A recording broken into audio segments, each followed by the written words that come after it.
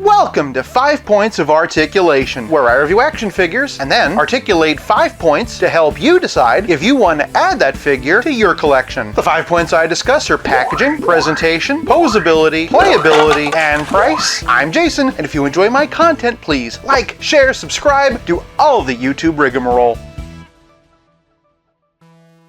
Today, we're going to talk about the all-new Thor Love and Thunder Mystery Blind Box. Oh, I'm sorry, did you not know? From now on, every Marvel figure's a mystery blind box. I mean, it could be in there, or it could be a voodoo doll made out of toenails. Guess you won't know until you buy it. Of course, you could pre-order it online and bypass the whole thing, assuming, of course, you also want to pay more for shipping, but I get ahead of myself. Let's stop talking about packaging and instead talk about packaging. 0 points. I'm kidding, I will give it a fair shake.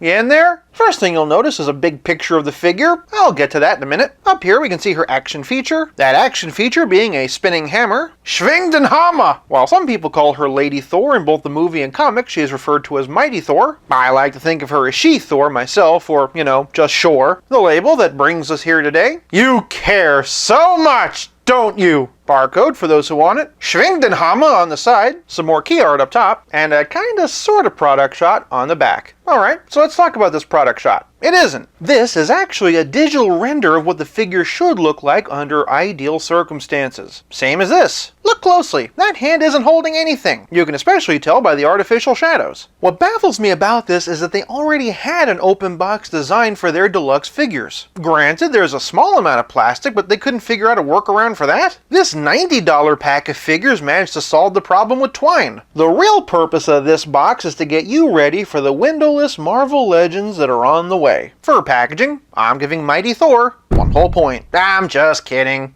0 points. Moving on to presentation, and let's talk about this packaging. I ordered this Superboy Prime off of Amazon. Amazon Prime? Ugh, why are you like this? As a result, I had no idea that there was a gash across his logo. A window box lets us know what a figure actually looks like, and not what a digital render tells us it's supposed to look like. I absolutely believe that there are people at Hasbro who do care about the environment and see this as a good thing. And maybe in the scheme of things it is a good thing, but that's not why they did it. More about that, however, when we get to price. Alright, moment of truth. Let's discover together.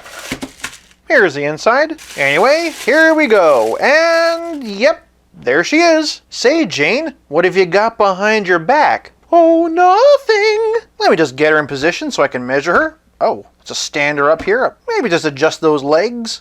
Very mighty. First things first, and the Mighty Thor stands at 5 3/4 inches. As you can see, her eyes were stamped on just a little bit below the actual eyeball sculpt. This was exactly what I was talking about, and precisely what I was afraid of. Also, the colors are a bit different, but not that far off. This particular arc was one of my favorite Thor storylines, and it really feels like she just walked off the comic book page. Obviously, they added a lot of panels and piping. Also, as a just mirror to those oddly placed chest buttons kind of make her torso look like a face wearing a helmet. Hey buddy, my buttons are up here. They're attached to my cape. More lines and extra mishmash on the skirt. And oh look, mine's torn. If only there was some way I could have seen that coming. Definitely a bit of paint slop for where she holds the hammer. And on that subject, why are her hands so tiny? She's like that baby hands Lawrence Welk joke from SNL. I'm not saying that I wouldn't have bought her because of her hands. What I am saying is that this style of packaging allows them to hide stuff. Moving all the way down, I want to talk about her boots. For one thing, I like the little wings on them. For another thing, she has no peg holes. Hence, all of this. There is one other reason why it's hard to get her to stand, but we'll get there when we get there. Of course, I'd be remiss if I didn't talk about her hammer. Lots of really cool cracks on the side. Just saying, I would have thought that it would have been cracked all the way around.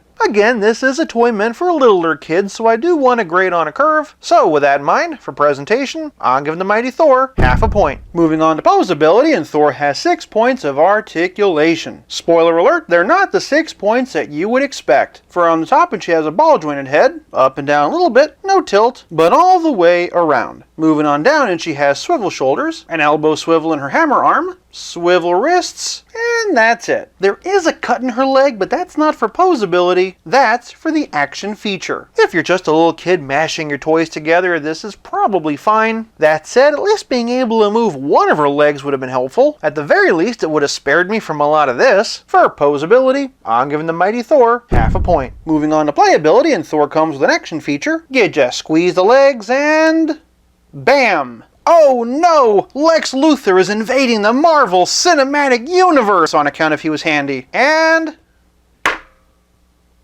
got him! But Playability is more than just nifty action features, it's also about how well your figure plays with others. For some Thor comparisons, here's the very first 6-inch Thor made by Toy Biz. Here we have the Marvel Legends 80 Years version, here we have Marvel Select, here we have Thunderstrike, and here we have Thor's horse. For some MCU comparisons, here we have Spidey from Spider-Man No Way Home, here we have the Iron Man Mark III, and here we have the Rintrah Wave Doctor Strange. For an animated MCU comparison, here we have Captain Carter, and then moving on to comic style figures, and here we have Captain America and the Walmart exclusive Black Widow. For a couple of other Thor characters, here we have Loki. This one's from the same Toy Biz wave as Thor. Here we have the Destroyer by Marvel Select. For a comparison to the line that this figure reminds me the most of, here she is with the Adam West Batman by McFarlane Toys. And speaking of DC, here she is with a couple of different versions of Wonder Woman. For the only Natalie Portman adjacent figure I have, here she is with Anakin Skywalker. Are you an angel? No.